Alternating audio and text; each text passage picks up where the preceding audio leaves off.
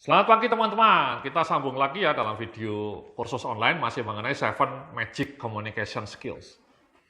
7 prinsip fundamental dalam ilmu komunikasi atau dalam kecakapan komunikasi. Jadi kita sambung ya, jadi tadi di slide sebelumnya kita sudah bicara mengenai bagaimana kita harus menunjukkan minat, menunjukkan antusiasme ketika orang lain bercerita atau sedang berbicara, ya, menjadi seorang active listener gitu ya. Makanya di slide 20 ini Anda bisa lihat di slide Anda, di layar Anda, latihan. Mulai hari ini saat orang lain berbicara, dengarkan dengan penuh perhatian dan tunjukkan antusiasme Anda akan ceritanya. Jadi, mulai sekarang Anda harus lebih banyak mendengarkan dengan penuh antusiasme. Itu selalu saya coba praktekkan ya. Kalau saya ketemu klien, itu saya selalu menjadi pendengar yang baik ketika mereka berbicara. Atau ketika reuni ya, kadang-kadang kita reuni dengan teman SMA, dengan teman kuliah, itu saya selalu ya menjadi pendengar yang baik dari kisah-kisah mereka. Bisa ada mantan teman kuliah gitu ya, reuni mereka bisa cerita 2 jam di depan saya. Dan saya mendengarkan dengan penuh seksama gitu ya, selama 2 jam itu. Menjadi pendengar yang baik. Dan dia makin bersemangat bercerita. Tapi nggak apa-apa, itu menunjukkan bahwa saya respect kepada orang yang sedang bercerita itu. Ya. Nah sama teman-teman ya, kalau Anda berbisnis itu ya, ketemu klien, ketemu mitra bisnis itu, kalau bisa jangan terlalu banyak bercerita mengenai pengalaman Anda atau apa gitu ya. Jauh lebih bagus kalau Anda lebih banyak mendengarkan. Kalau Anda menjadi pendengar yang baik, itu insya Allah Anda akan lebih banyak dapat proyek dari klien Anda. Atau ketika atasan Anda cerita, ya Anda dengarkan dengan penuh seksama, ya dengan penuh perhatian. Atau anak buah Anda cerita, jangan Anda karena merasa Anda seorang atasan, Anda tidak peduli dengan kisah anak buah Anda. Itu salah kaprah, justru karena Anda atasan, Anda harus lebih banyak mendengarkan cerita-cerita anak buah Anda, dengan seksama gitu ya. Itu sangat powerful dampaknya, saya yakin anak buah Anda akan sangat merasa dihargai dan Anda akan justru mendapatkan respect yang sangat besar dari anak buah Anda kalau Anda menjadi pendengar yang baik. Jadi itu teori saya ya. Jadi seorang atasan yang hebat itu akan mendapatkan respect bukan hanya dengan cara ngomong. Ya kan sekarang selama ini atasan selalu ingin didengarkan gitu. Kalau meeting selalu mendominasi gitu ya. Atau ketika berbicara 2 mata dengan anak buah atau bertiga itu dia selalu yang ngomong, dominan. 70% yang ngomong atasan gitu. Kenapa nggak dibalik gitu? Kenapa Anda tidak mempersilahkan anak buah Anda untuk lebih banyak berbicara? Lebih banyak menyampaikan pendapat, lebih banyak menyampaikan usulan atau lebih banyak menyampaikan pandangan. Dan Anda mendengarkan dengan baik. Itu justru menurut saya Anda akan lebih banyak mendapatkan respect dibanding kalau terlalu mendominasi pembicaraan. Itu ilmu penting itu dalam ilmu komunikasi ya, prinsip penting. Jadi memang 3 prinsip yang sudah kita bicarakan ini fundamental semua kan kalau Anda sigma ya, jangan pernah memberikan komentar negatif secara langsung kepada orang lain. Yang kedua justru alih-alih ngasih komentar negatif lebih banyak berikan apresiasi positif. Dan yang ketiga lebih banyak mendengarkan dengan penuh perhatian. Itu kan 3 prinsip yang fundamental dan menurut saya jauh lebih penting dan selama ini diabaikan. Jadi sekali lagi ilmu komunikasi itu bukan dengan teori-teori cara komunikasi yang baik gitu ya.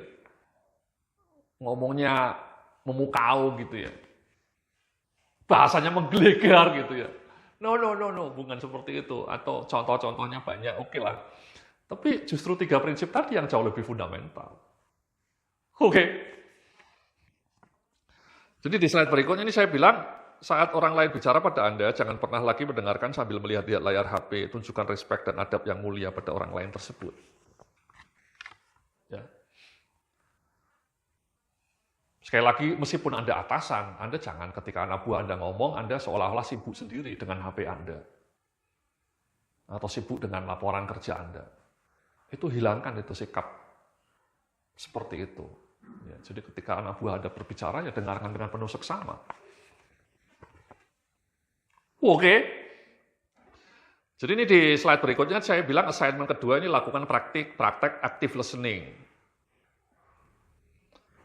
Ya, jadi Anda mulai besok mungkin sesekali Anda melakukan praktik active listening. Apa itu active listening itu?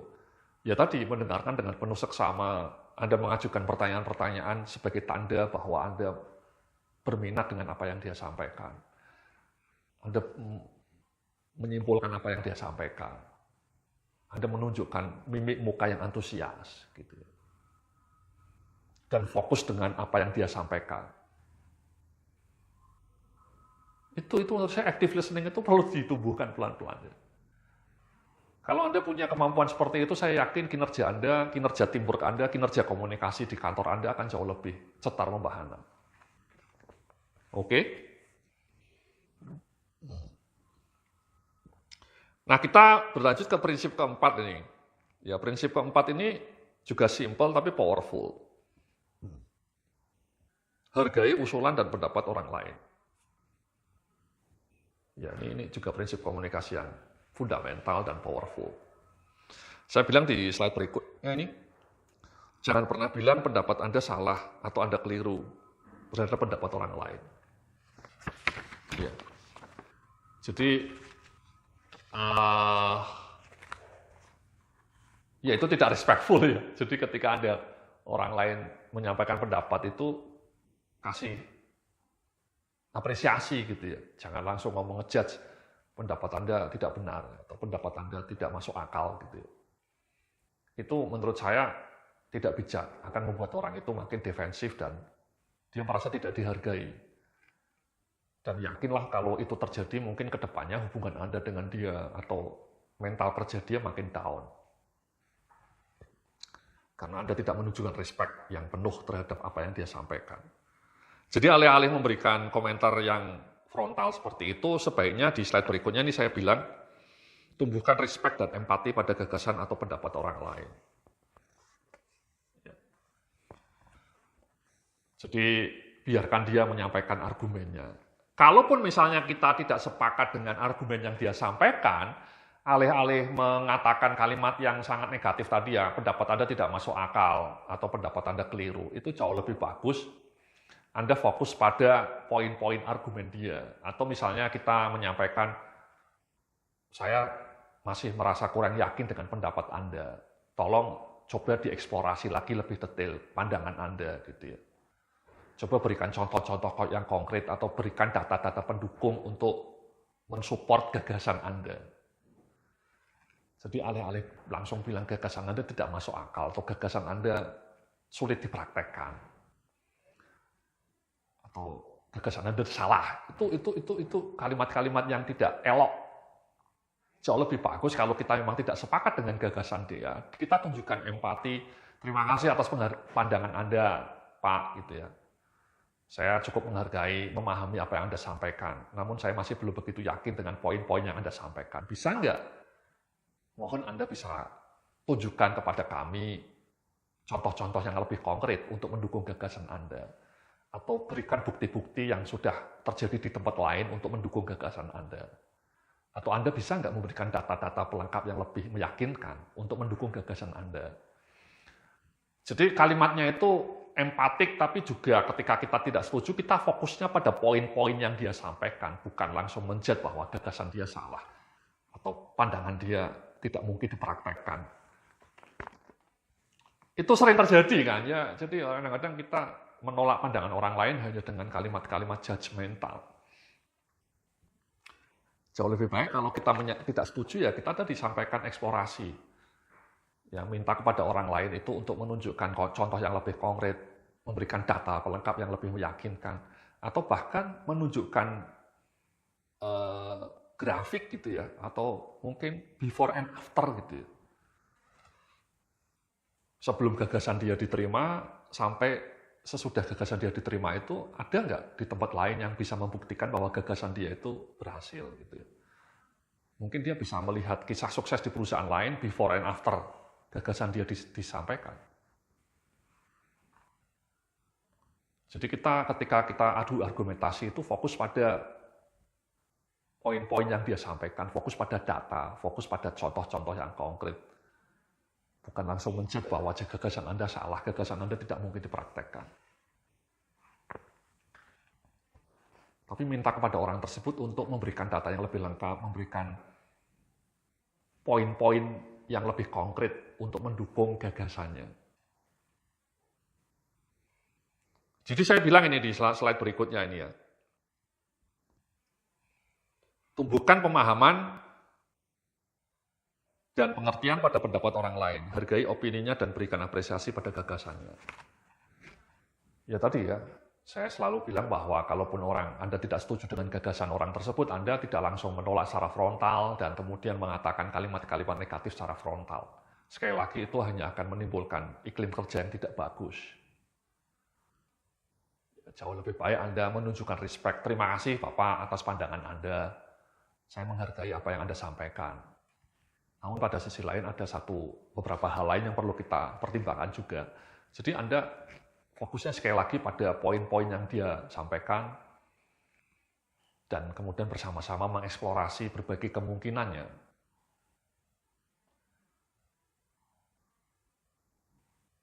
Jadi itu penting ya, apalagi misalnya Anda sama anak buah Anda gitu ya.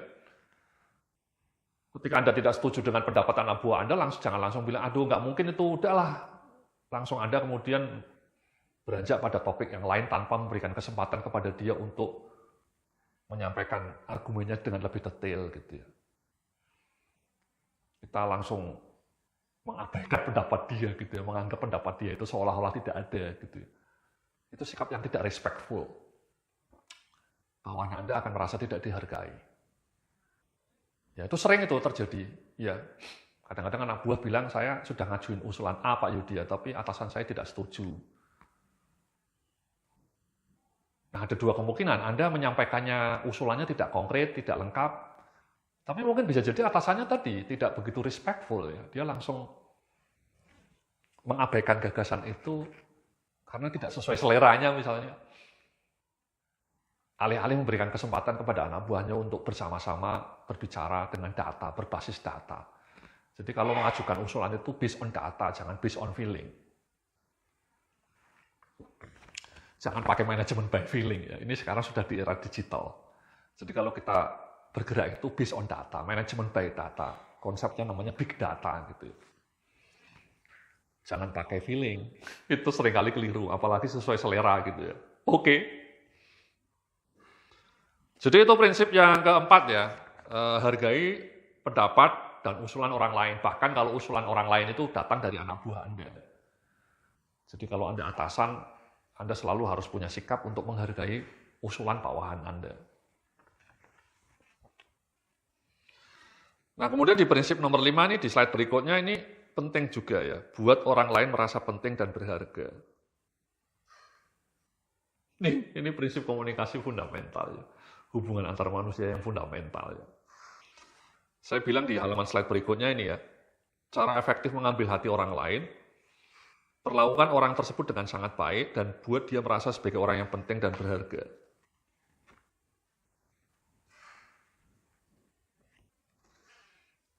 Oke. Kemudian di slide berikutnya nih ya, di halaman 29 saya bilang, sampaikan peran dan kontribusi yang telah dia berikan.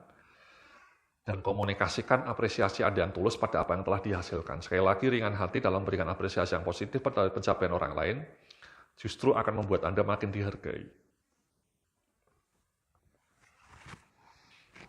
Ini prinsip komunikasi yang sangat penting juga nih teman-teman. Kadang-kadang yang terjadi di kantor sebaliknya ya, banyak orang mencoba menjelek-jelekkan kontribusi orang lain dan menonjolkan peran dirinya sendiri. Jadi itu office politik namanya ya, kurang bijak. Justru Anda akan menjadi orang yang hebat menurut saya, dan karir Anda akan melesat kalau Anda selalu dengan rendah hati mau menghargai peran orang lain. Saya yakin itu. Jadi kinerja karir yang cetar membahana dan langgeng itu justru didasari pada prinsip mulia yang seperti ini, bukan prinsip menjatuhkan orang lain. Itu hanya Anda akan mengalami kemenangan yang semu.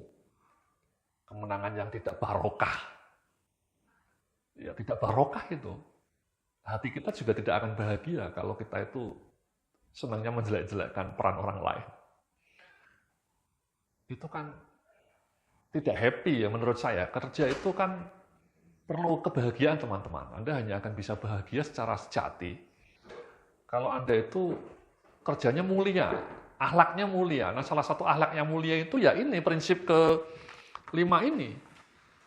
Anda komunikasikan perannya. Saya sebagai orang muslim misalnya, contoh ya, Nabi Muhammad itu dalam kisah-kisahnya sering mempraktekkan prinsip yang kelima ini ya. Dia selalu membuat orang lain, membuat sahabat-sahabatnya menjadi orang yang merasa dihargai. Ketika perang, dia selalu menghargai peran masing-masing komandan jenderalnya. Dia memberikan apresiasi yang tulus terhadap jenderal-jenderalnya ketika perang. Sehingga jenderal-jenderalnya itu merasa mendapatkan rekognisi dari sang nabi besar gitu. Jadi itu menurut saya pemimpin yang sejati itu justru harus seperti itu teman-teman. Kalau Anda sebagai seorang tim leader, sekali lagi sebagai seorang manajer, jangan malah menonjol-nonjolkan peran diri Anda sendiri sambil menjelekkan peran anak buah Anda demi Anda mendapatkan apresiasi dari bos besar. Itu sikap yang buruk.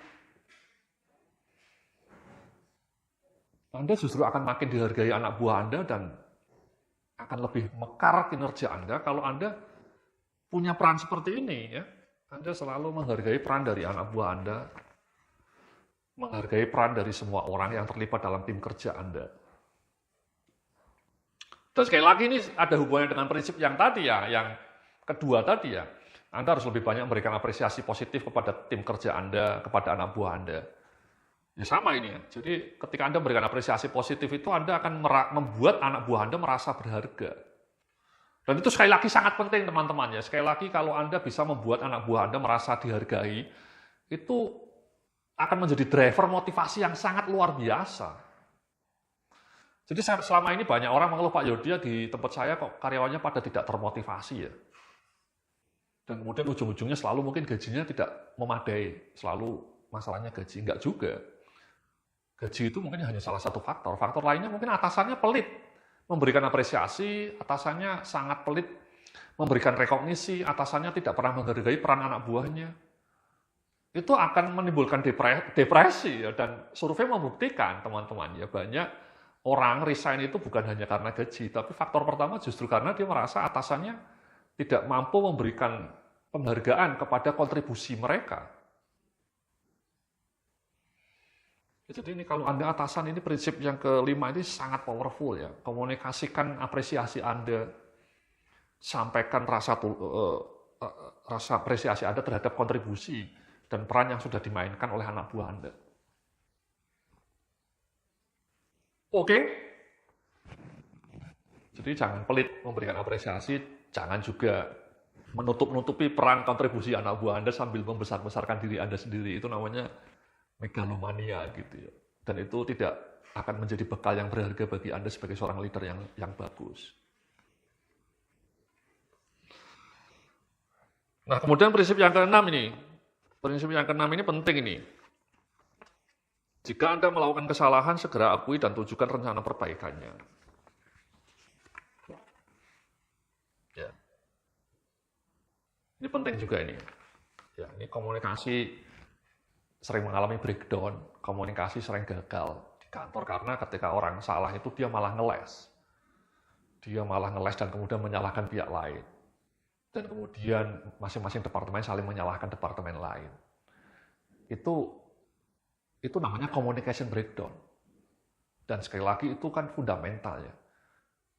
Jadi ilmu komunikasi itu bukan cara Anda ngomong dengan pintar, bukan cara Anda ngomong dengan sempurna. Anda jago komunikasi, Anda jago ngomong, tapi kalau sikap Anda selalu mengelak dari kesalahan atau tanggung jawab, Anda selalu ngeles kalau Anda salah. Seberapapun hebat Anda seorang komunikator, ya Anda tidak ada artinya, omong kosong. Justru prinsip komunikasi ini yang harus dibangun terlebih dahulu. Anda harus punya kebesaran hati untuk mengakui kalau Anda salah. Ya, dan kemudian tunjukkan rencana perbaikannya. Oke. Nah, di slide berikutnya ini saya cerita, saat melakukan kesalahan jangan ngeles dan sibuk mencari kambing hitam ya. Slide berikutnya di tempat Anda ini. Ini penting ini teman-teman ya, makanya saya kasih besar ya hurufnya ya. Supaya Anda ingat di kepala Anda gitu ya. Jadi kalau salah itu akui kesalahan, jangan ngeles, jangan sibuk mencari kambing hitam. Misalnya kenapa target KPI Anda tidak tercapai, jangan ngeles. Ya. Kalaupun ada peran dari departemen lain, ya rumuskan solusinya. Apa solusinya? Jangan langsung, ya ini Pak saya telat karena departemen lainnya juga telat. Saya itu omong kosong menurut saya. So what gitu ya, lebih baik, oke Pak, saya akui target kinerja KPI saya mengenai ketepatan waktu tidak berhasil saya lakukan.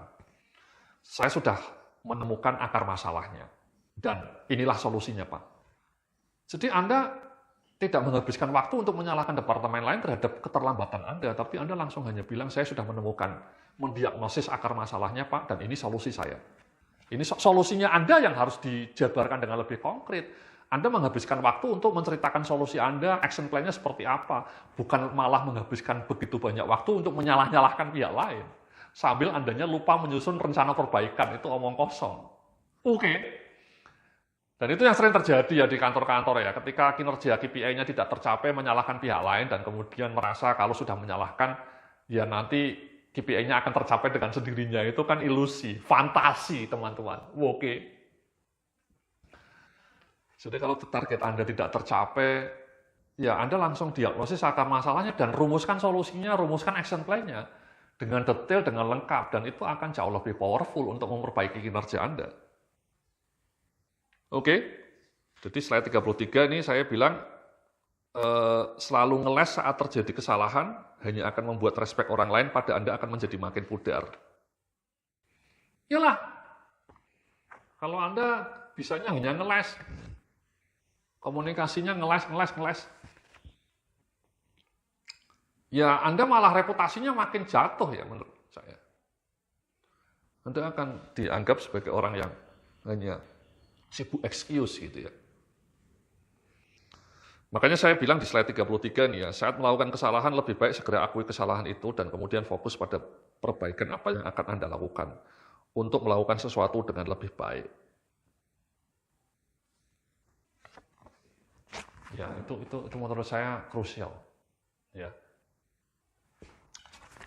Jadi, makanya di slide berikutnya, di slide 34, ini saya bilang, mengakui kesalahan dan fokus pada solusi perbaikan akan membuat orang lain lebih respect pada Anda. Jadi, jangan malah sibuk ngeles. Fokus pada solusi perbaikan, Mas. Show me the solution. Ini penting ini teman-teman ya. Jadi, kalau Anda nanti ketika meeting, ketika Anda kerja di kantor Anda kurang berhasil mencapai target KPI Anda, atau ada masalah di kantor Anda, atau problem banyak, problem di kantor Anda saya yakin banyak. Tapi alih-alih menyalahkan pihak lain, alih-alih menyalahkan atasan, atau rekan kerja di tempat lain, atau departemen lain, jauh lebih baik fokuskan pada solusi. Dan kalaupun solusinya itu butuh komunikasi dengan departemen lain, ya Anda lakukan.